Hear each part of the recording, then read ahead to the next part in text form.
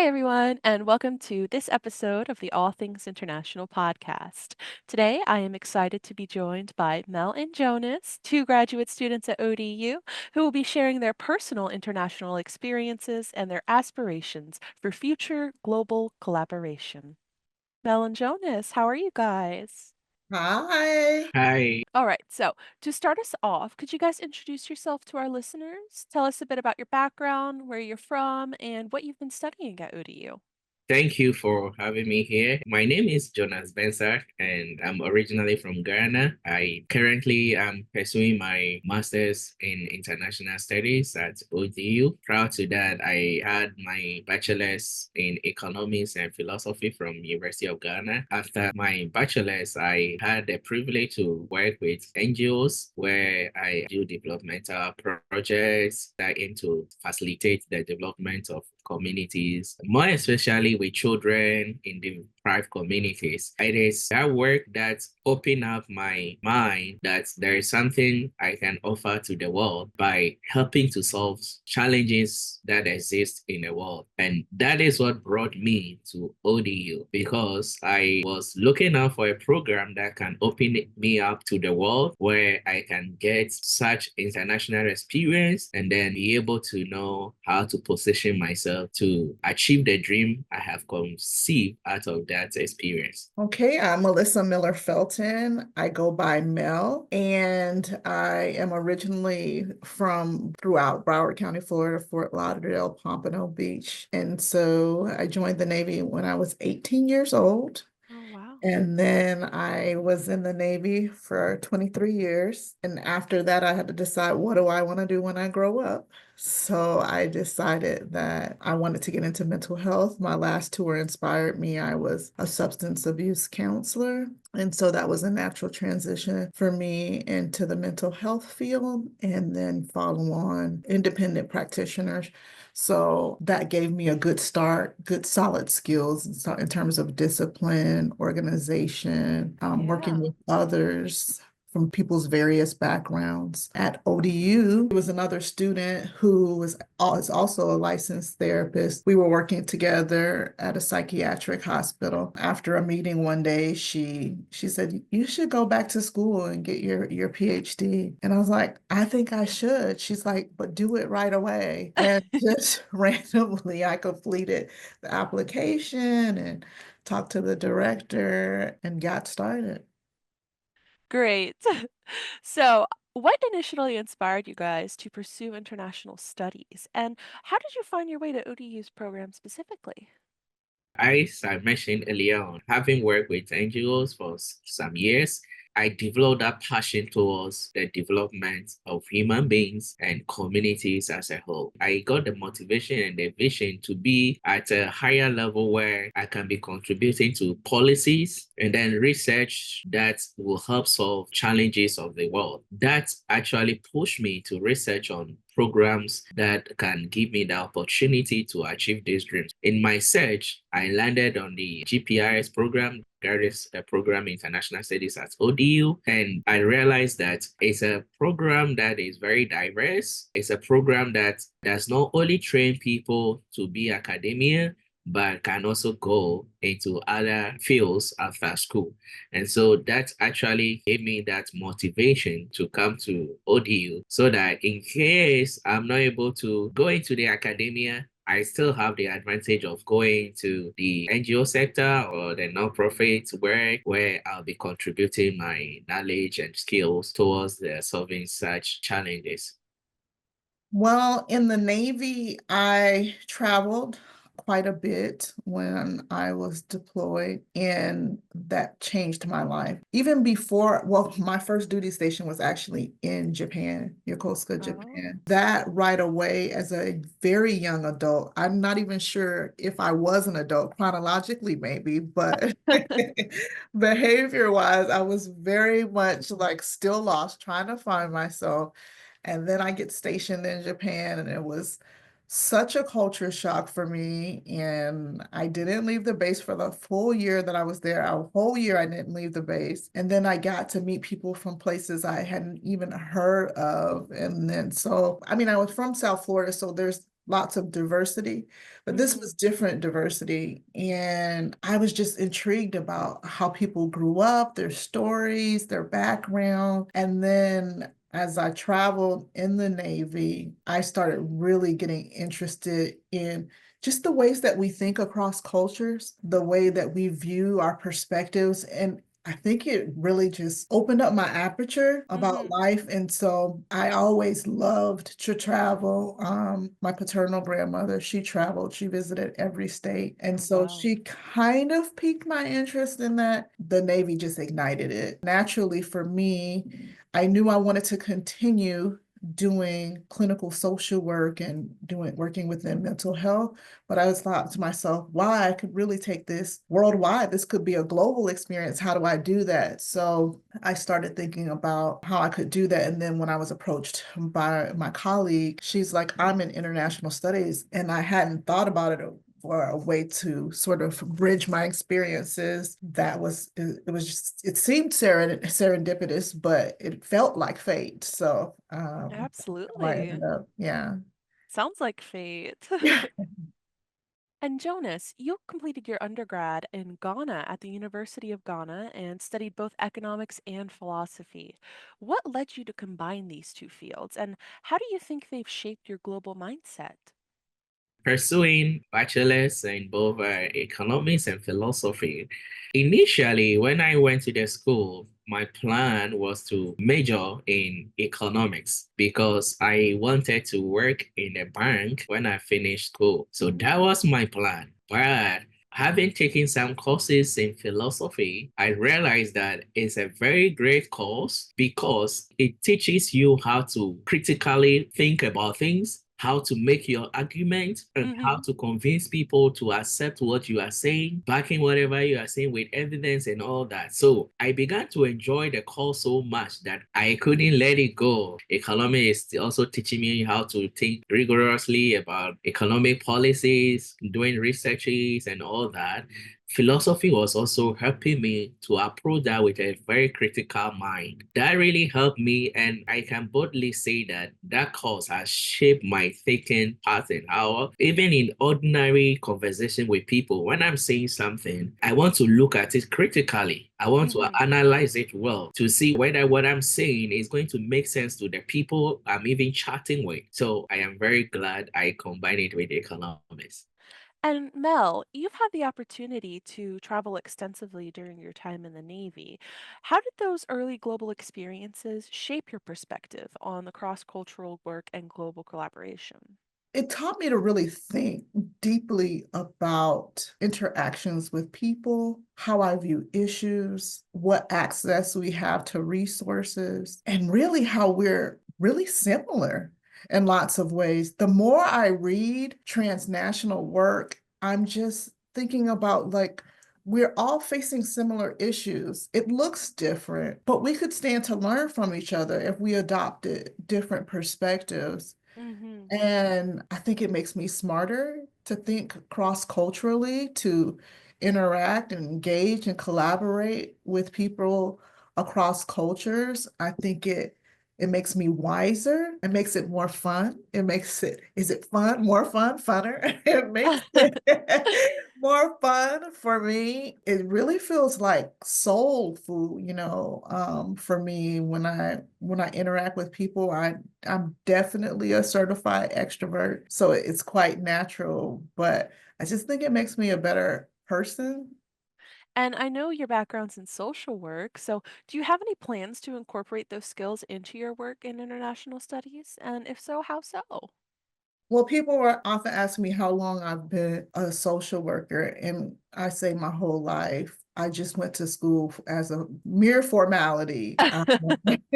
But I've been practicing social work my entire life. It's no way I can't not do it. Right, right. Uh, I see issues, I see things from a place of curiosity, wondering what the origin is. If Mm, I see someone struggling and they're unhoused, I wonder what the origin is. If I right. see people struggling with substance use and substance abuse and addiction, I wonder what the origin is. And so it really sparks my curiosity, and it really keeps me in a place of humility, not making assumptions about people, but learn Right. from them. I think Mm-hmm. that's the greatest gift in this work is that people are the experts in their own lives and they are my teacher. And it's just humbling and an honor to be able to walk with them during their experiences. And I think those people skills, they translate cross-cultural across Absolutely. cultures. So across cultures. So it's very natural. I feel very blessed and that it's a natural thing for me to want to connect with people. So whenever I'm doing any type of international work, I'm always thinking about how I can connect with people. What does that look like in this space? And then everything else sort of flows because I put myself as a learner first. And then in that way, we're learning together and we're stronger, right? I'm not coming in thinking that I know the answers, but I think those people skills help me to connect across cultures and globally in all international work. So, Jonas, before coming to ODU, you worked with nonprofit organizations in Ghana and you were selected as a Mandela Fellow, a very prestigious and competitive program. Could you tell us about that experience and how that experience influenced your path into global developmental work? As I mentioned earlier on, finishing school, my bachelor's degree, I had in mind to work in a bank. And when I finished, I also got the job in a bank. But once I was there, I realized that that is not my place. And so I was looking out for a way to locate exactly where I am supposed to be. So I was there one day, a friend of mine saw a non-for-profit employment recruitment advert and sent it to me. I applied, and that is how I got the job. And it was so interesting that the organization actually works with children. I'm someone that really loves children. I love children a lot. It is just like a fish finding itself in the water, a very conducive environment for the fish to flourish. When I got into the organization, I just told myself, this is what I love. And it's been so good. I mean, working there, you could see that I give out all my best without stress. I can stay in your office even to midnight before going home, just working to make sure things run well. That kind of self-motivation was just there, knowing that yes, I'm working for the development of deprived children. That alone was satisfying for me. And so it has been a very smooth experience for me. I've worked there over 7 years. I was there till I had to come to school. That experience really opened up my mind to the kind of things children, especially the deprived ones, go through across the globe, more especially in developing countries, and other people, women that are marginalized and other marginalized group. Researching about those issues, you could realize that the situations prevailing in Ghana are also prevailing in other countries. In some countries that I feel, oh, that country is a developed country and we shouldn't hear of issues like that, they also have such issues. So that gave me that burning desire that I can also do something, I can contribute towards solving these challenges. And that is what pushed me into pursuing further studies in international studies, which I know that will open up my mind to the world to see how things are done, policies that are being formulated, how things are done. Then I can also contribute what I know, my skills, and my potentials towards achieving the challenges of the globe. And Mel, you've traveled to South Africa for your PhD research. Could you tell us a little bit about what you were studying and how those research trips influenced your current work in international studies?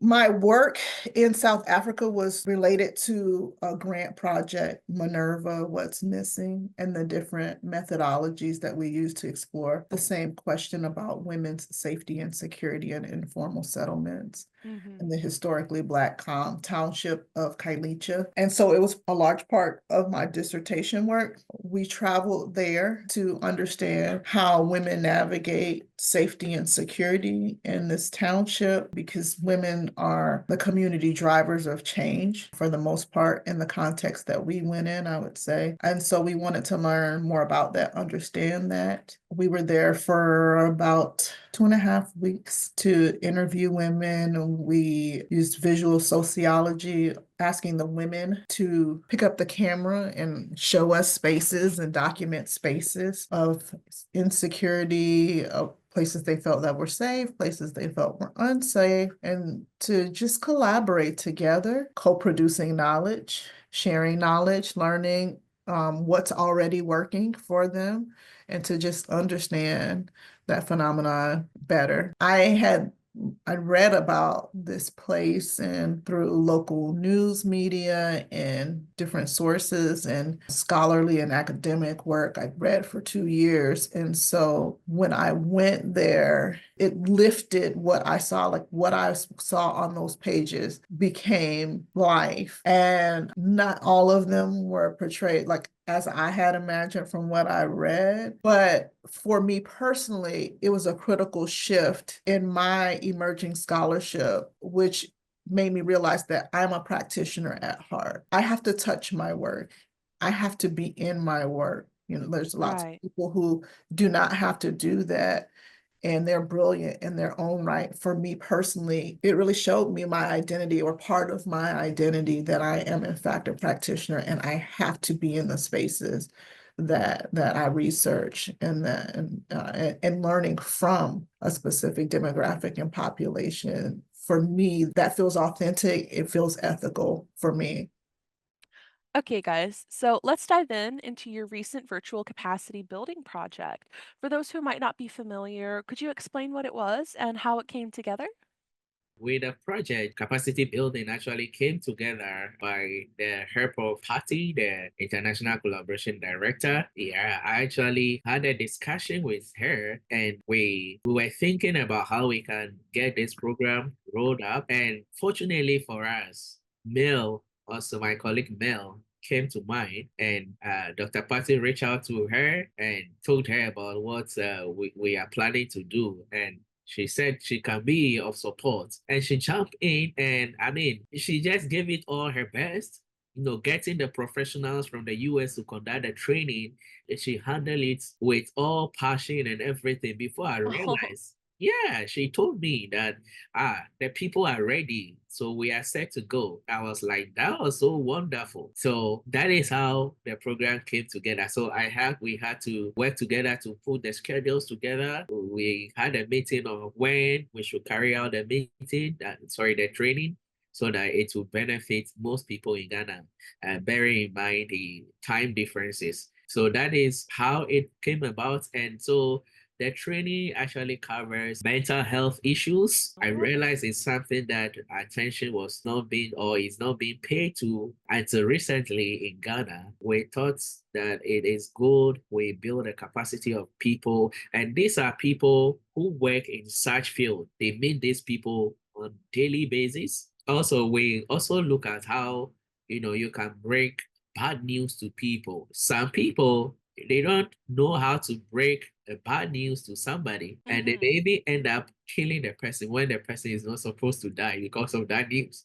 But the approach to it is very important. We thought it's good. We build their capacity in those, and also counseling, and then we also build their capacity in how they can take care of themselves, because they need to be healthy to take care of others. Talking about burnout, how you can handle it as an individual, and also in terms of children, how you can handle burnout, in both in adults and also in children. So these Yeah. are areas that we covered. The training lasted from, I think, February to May, May 10th. That was our last training session. What was your biggest challenge in doing this project virtually? And how did you stay connected and collaborative with your overseas partners?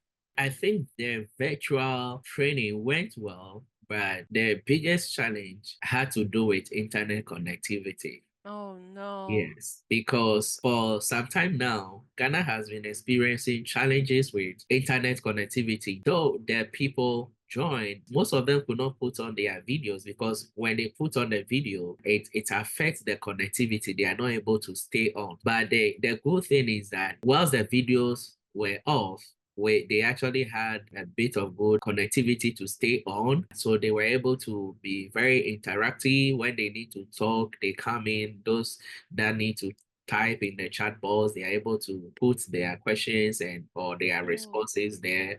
And it was an amazing training session. And I have the facilitators also confessing that there are some things that they have learned from them. They wouldn't have learned it if not for this training. And one other thing is that because this mm-hmm, is virtual, the practical aspect was not really intensive. And so we think that if we are able to succeed with the grant and then we are able to go to Ghana, we can run a refresher before we proceed with the other things we want to discuss with them. I would say that one of the biggest responsibilities that I felt as an organizer of this initiative was to talk to my fellow clinicians about how they consider providing this training and these skills across cultures. And I think for them talking through the training and talking about like how they wanted to deliver it, I mm-hmm, think it was very enriching for them, right? Because put yourself in the position of, oh, I have this skill, I'm just going to deliver it. What wasn't anticipated is that it was so reciprocal and that it sharpened their skills in that way. And then just technically, we weren't able to see some people's faces because of bandwidth. And so that lessens the capacity for connection. He's being able to see people's affect and their body language. There's lots of therapists that do therapy virtually, but not being able to see them and just hearing their voices is just like, is this working? Is this helpful? Kind of, and then soliciting that feedback and gaining that trust in a space where sometimes we can't see each other. I would say that was a challenge, but I think in person would overcome that. Were there any moments during this project that really stood out to you? Anything particularly rewarding or surprising? I think what actually stood out for me was how my people back in Ghana able to bring out practical questions. These are not imagined questions. These are the things that they encounter on the field. And that makes it so practical. And I'm happy about it because as they brought these practical issues out, we were also able to discuss how they can approach it the next time. And that is so satisfying for me.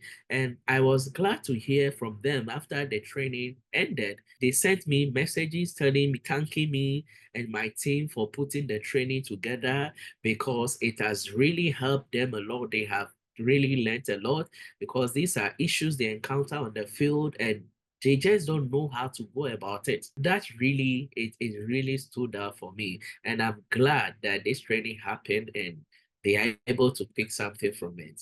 If not for anything, at least that is so satisfying for me. Yeah, absolutely. That is great. That Yeah. is great. So looking ahead with you guys' trip to Ghana, you both recently applied for a grant that will take you to Ghana this summer to work with some NGOs. Could you tell us about the goals of this upcoming trip?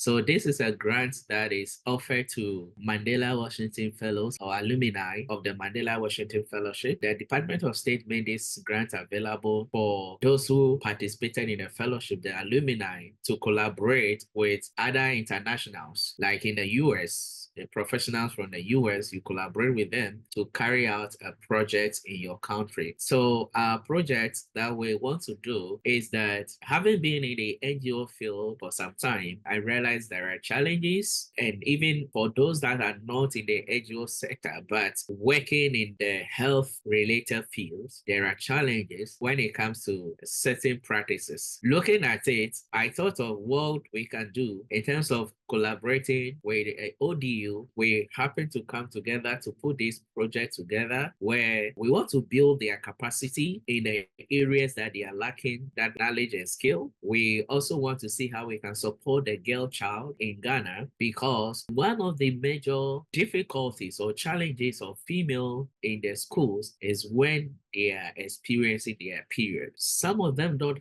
have the financial grounding to be able to afford sanitary pads to use during that period. So the Mm-hmm. best for them is to stay at home rather than to come to school and stay in your dress and people are laughing at you. We can be of help to these people and it's something that I have been contributing to even before now. So this project, as part of it, we want to support these girls, especially those in deprived areas with sanitary pads. And we are not just giving it to them, we want to educate them, both the boys and the girls, the men and the women in those communities, in those deprived schools, to understand what it is that these adolescents go through and how they can even support them when they find themselves in this situation, so that girl child can feel bold and confident to be in school whilst in that period. Because I thought of it, every month they go through this for a term lasts for like 4 to 4.5 months. So if they are going through this thing for 5 days in a month, it means that they are losing a lot of contact hours in that period. That will be affecting, or is affecting, their performance in school. And so if the girl child can feel comfortable and be in school even in that period, and knows that I can get even support from even the male students, that will help them a lot. So it's part of it.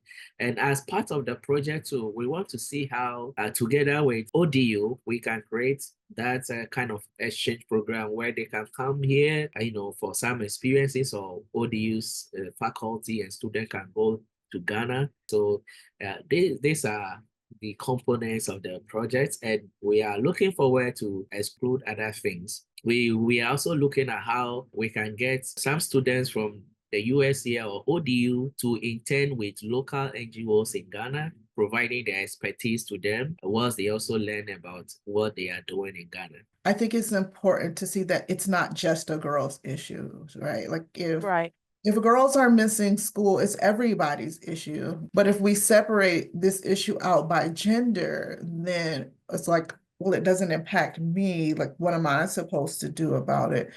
But if it's understood in a way that it affects everyone, if we're a collective and one part of that collective is not able to be their best self, operate in their full capacity, then it's all of our problems. And so I think that is what we want to carry in our work in that specific initiative. What do you guys hope to achieve while being on the ground in Ghana? And how do you think being on the ground is going to deepen your impact compared to the virtual work that you've done so far?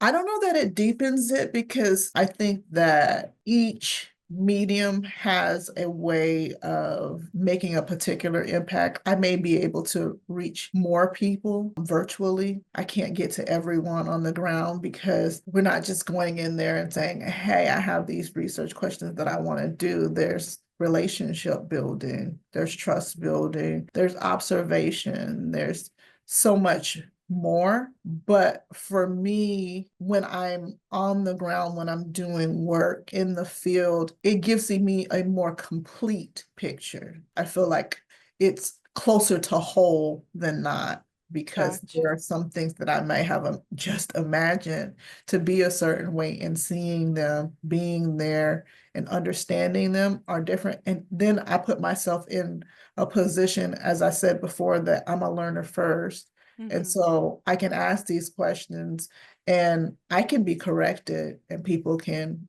say like, no, that's not actually what this is. And in that way, I feel like I have closer to a complete or a whole picture of a particular phenomenon. One thing that I think you even made mention of it is that people tend to relate more when you are with them in person. Being with them in person actually gives them that kind of belongingness. They see you as part of them, and that kind of motivation to listen to you and get what you have for them. I mean, being on ground will give me the opportunity to be able to relate well with them together with the professionals that will go with us. It will also give them that first-hand experience of what Ghana is and how the work of these NGOs and these other professionals are affecting lives in the community. It will be an eye-opener for them too. But for the people back in Ghana, it will also attach that kind of importance to the project, Right. because having people traveling all the way from the US to come and help you build your capacity, it tells them a lot. It shows that, yeah, there is some kind of importance they need to attach to it. So that will help them to be committed. And additionally, it will also help us to also see other challenges on ground that we can think of, supporting to deal with them.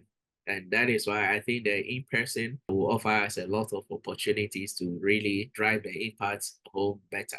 How are you guys preparing for this trip? Personally, academically, or even emotionally? So when I retired from the Navy in 2021, the gift that I gave to myself was going back to Ghana. That was my first trip to the continent of Africa. And so I developed some friendships, learned so much, but I was thinking to myself, like, what am I going to do? How am I going to start this next chapter after I've been doing this thing for my entire adult life? And I just thought to Right. myself, I guess you have to start at the beginning. And so that inspired my trip to go to Ghana. And so, in many ways, going back to Ghana will feel like a family reunion. Yeah. And then in other ways, it's new because we're going to be going to new places and seeing new faces. So there's lots of excitement. My inner perfectionist just wants to do it right. So to just really be prepared and have a very clear workshop goals, have materials that will last for a while, quality materials going in that people can continue to use, because for anything to be sustainable, it's not about the training that we provide or the skills that we provide. It's about their ability to continue to deliver that. That's what makes it sustainable. I always Gotcha. say in my therapeutic work that I don't think I have a rescue bone in my body.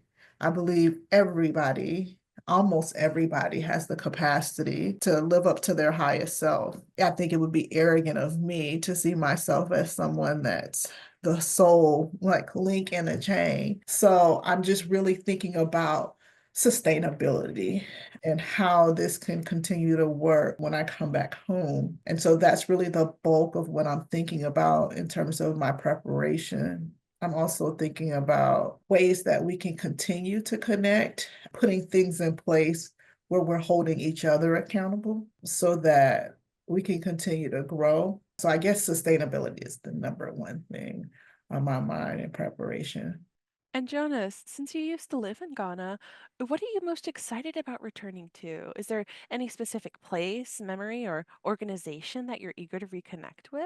I think that reconnecting with my where I stayed, because we per the project design, if everything goes well, we'll be implementing part of it at where I stay. And Oh, that is where I know that they really need this kind of capacity building, because it is seen as a developing part of the country. It would be nice to go back there.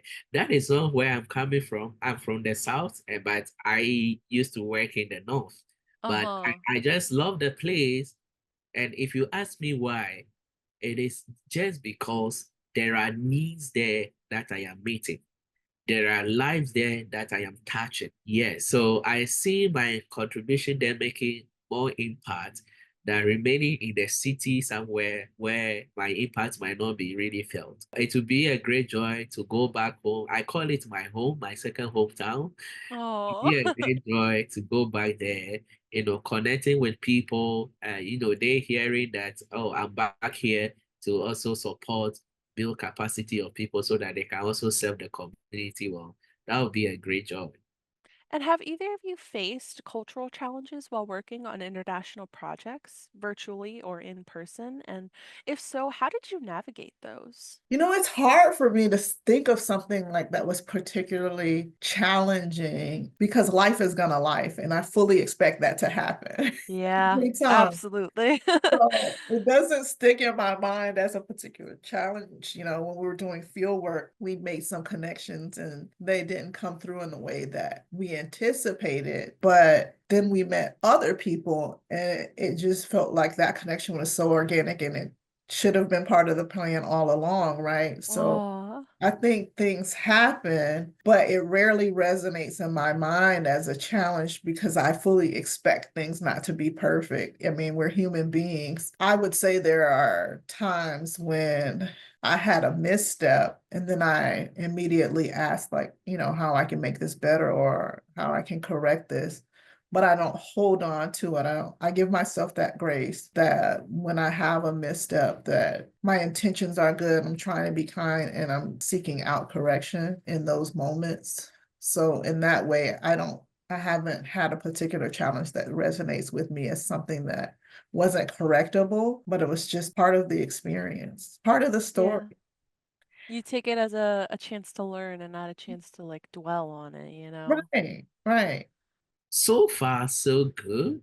Mm-hmm. Yes, because I think maybe even if the challenges were there, probably I didn't pay attention to them because I have such kind of open-mindedness. And when I'm doing something, I become so much passionate about it that even if, for example, someone is doing something to distract me or something, like I don't really pay attention to it. Having that good personal relationship skills. Mm-hmm. I also know how to relate with people at the international level. So I give an example.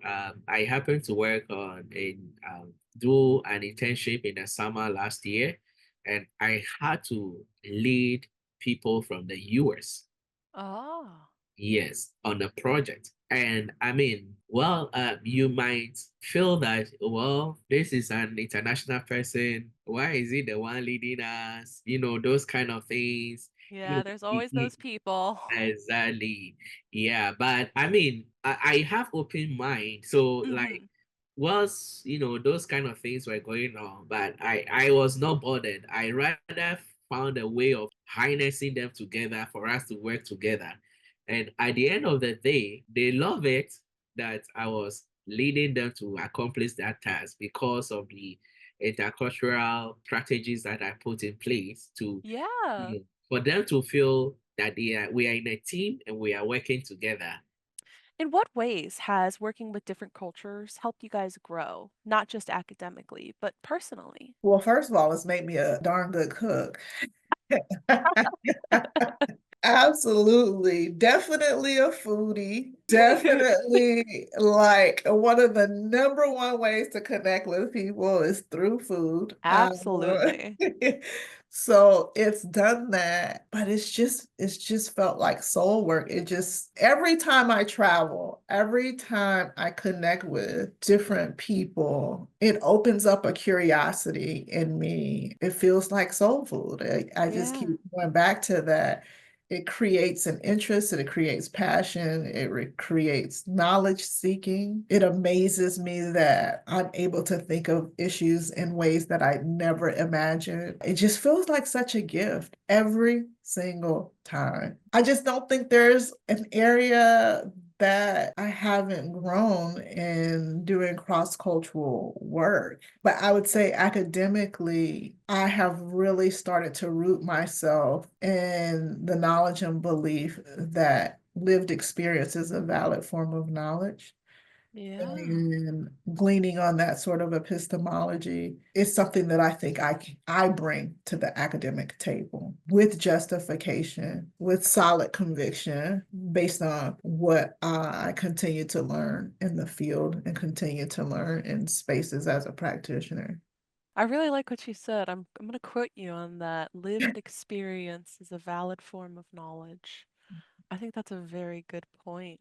That is one thing that Black feminism has taught me, Mm, African feminism has yeah, taught me, is that it most certainly is. People have been living their lives and solving problems long before we got there. absolutely. I think I mentioned something, but before I traveled, there are certain perceptions that I have about the Yeah. world. I mean, and people in different countries because I hear stories and all that. But working with people from other countries actually opened up my mind to see that no, you can easily work with other people from other countries. Mm-hmm. And it is just a matter of understanding how they also do things. And then you see how you can blend it together to work together. Absolutely. And that has helped me a lot. And that is why, till I leave this earth, any place you put me, I will be a good fit there in any cultural environment. I love it though Yeah. that you're able to blend those together because Mhm. it's all about respect. Once you can understand a culture, then you can respect the culture. Exactly. So, When I came to the US, one of the things that I picked was that, when somebody gives you time to meet, when you appear on the dot, You Uh-huh. are late. It's a disrespect. But when you come 5 minutes to the time, that is when you're on time. Yes. And I picked that. When I went back to Ghana, I was practicing that. So any appointment I have, I make sure I go there ahead of time. Initially, I'll go and then early I'll be somewhere. When Uh-huh. it's like 2 minutes to the time, then I will appear at the scene and then I will say I'm on time. But coming Right. to the US, I learned that being on time is 5 minutes earlier. That's so true. Yeah. So those experiences actually built me, and I mean, I think it helps me to easily adjust to things. So Mhm. wherever I find myself, I'm able to adjust myself quickly to the system. So, what do you guys think is the biggest advantage of having international collaboration opportunities like this available at universities like ODU? I think that it's really great to have this kind of international collaboration for universities. One advantage for the school is that I can say it's a marketing tool for the school because, for example, if we are able to get this grant and we go to do this project, ODU will be in the news. Ghanaians will be asking me, oh, where is ODU? Which school is that? We want to know. We Yeah. want to come there. You open the door for other international students. Then also with this kind of collaboration, there are things that ODU can pick from this kind of experiences and Yeah. integrate it into the school system to make the environment very conducive for international students. If we don't have such collaborations to learn about such things, then we might not be privy to what we need to do in order to make the environment so conducive for international students, right? And then Yeah. another thing is that there is an exchange of knowledge and skills. From the training, there are some situations that prevail in Ghana, but the professionals have not encountered that situation in the US before. But through this training, capacity building, they got to know about the situation and how the people in Ghana also, handle it. You might have this situation in the US. You might meet somebody like that because there are international people also coming in. Right. Yeah, so because of this training, they also got some idea and skills to engage in case they meet such situations in the US. This international collaboration also gives the opportunity for exchange of knowledge and skills, and both parties gain from it.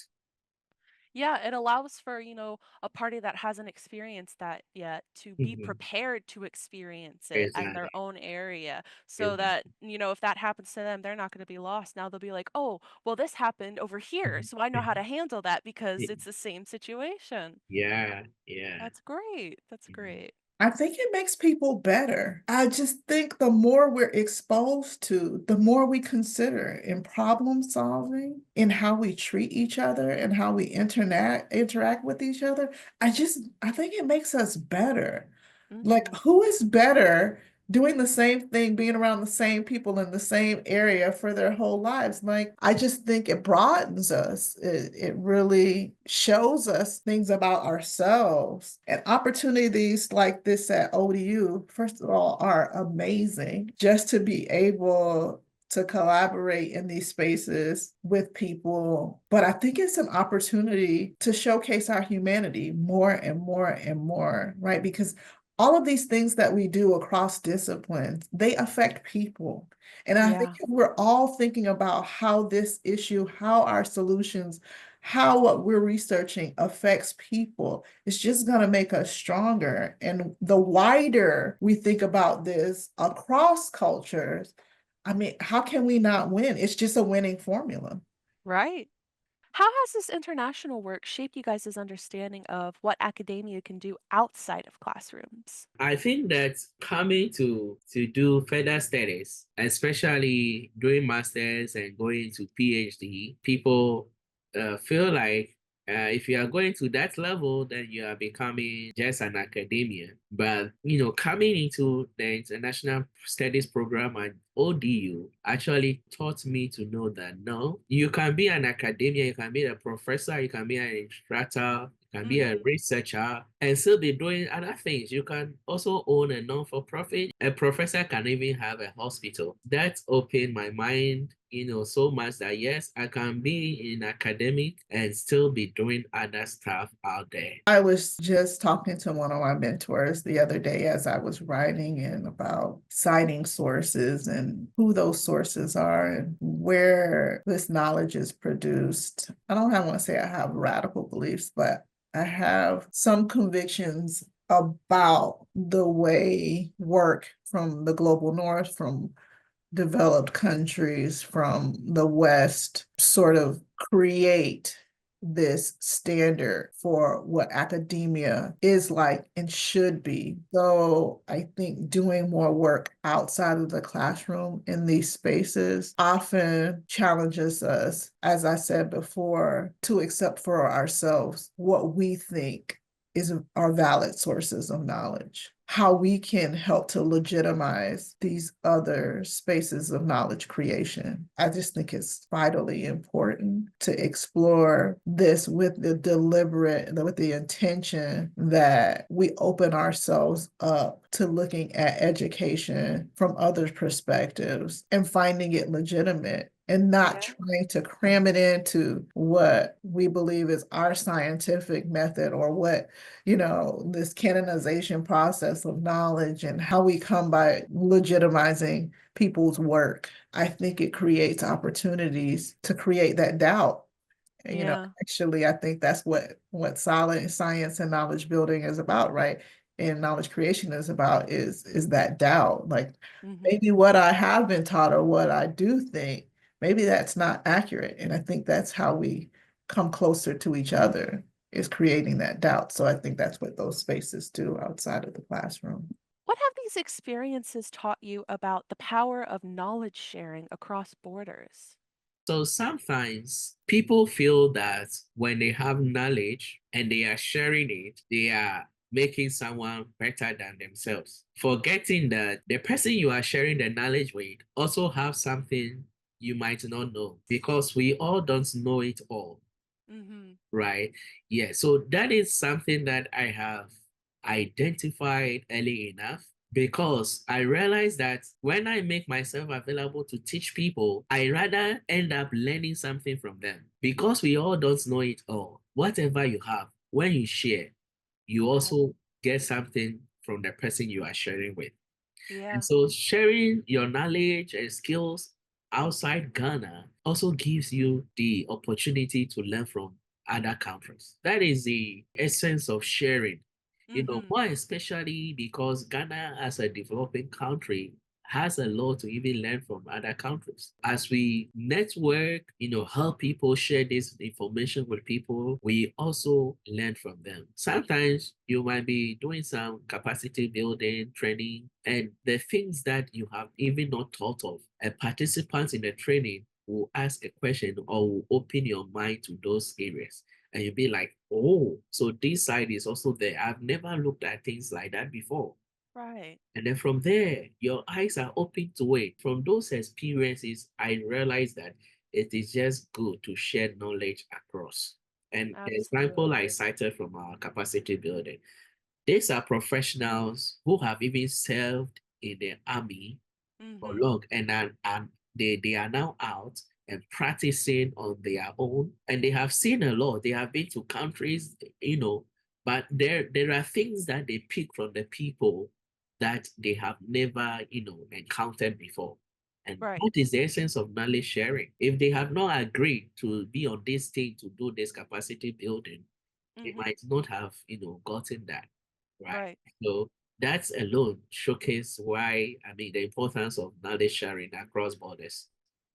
I can't agree more. I think knowledge should be free, full stop. I think this type of work that we do, for me personally, I don't want to speak for anyone else.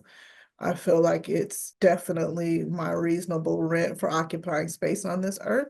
Sharing knowledge and co-creating knowledge is the bare minimum of what human beings should be doing. That's just a personal philosophy ethos for me. And so it's nice that Jonas and I really share in that. Everyone that we're working with shares in that value. It makes it that much sweeter. So, what advice would you guys give to students who are interested in international work but might be nervous about taking that first step? In my field of work as a therapist, advice is a very taboo term.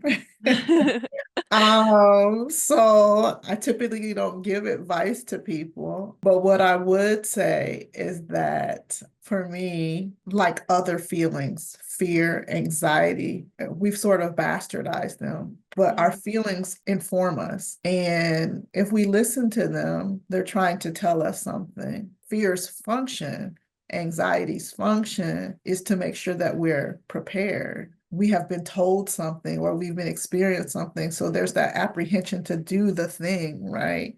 right. And so I would say that if there's a fear of stepping outside of the box, then to examine what the origins of that is. When we put those thoughts on trial, right? If I put on my cognitive behavioral hat, then we probably find out that it's a low risk, right? But the benefit, the potential benefit is really high. Fear is not a stop sign, it's a yield sign. And the yield would be to have that respect for the culture that you're going into and try to learn as much as you can. Prepare yourself to be open to the experience, to see it as the shaping tool, right? So that's what I would say without using the word advice. Absolutely. I think that I will encourage every student to have such an international experience. Coming to the US to pursue my further degree, I told myself that if I have the opportunity to help all Ghanaians who are going to school now to have education abroad, that experience, I will do it because of the things that I am learning, the network and things that I'm picking. Sometimes when you are, for example, in one country, the way you think is limited because your thinking is shaped by the experiences over there. But when you move out of that zone to another zone and you see how people also process things there, it gives you another perspective of how to look at things. It might be the same situation, but the way it is approached in Ghana might be different from the way it is approached in the US.